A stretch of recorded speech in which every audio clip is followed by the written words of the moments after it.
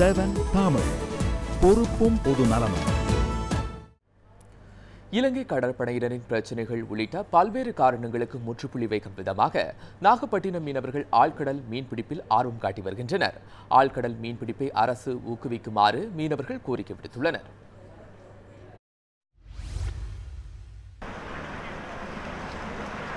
இந்தியாவின் பெரும் அந்நிய செலவாணியை ஈட்டித்தரும் தொழிலாக இருப்பது மீன்பிடி தொழில்.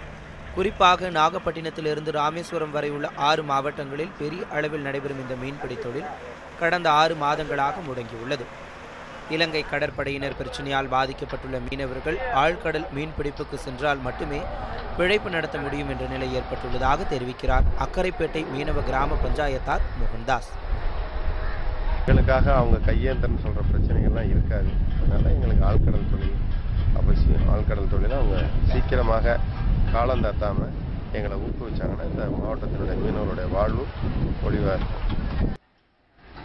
தற்சமயம் மீனவர்கள் மத்தியில் இழுவை வலைகள் மட்டுமே பயன்பாட்டில் உள்ளதால் ஆழ்கடல் மீன்பிடிப்புக்கு செல்வதற்கு மீன்பிடி தொழிலில் தொழில்நுட்பத்தை மாற்ற வேண்டியுள்ளது.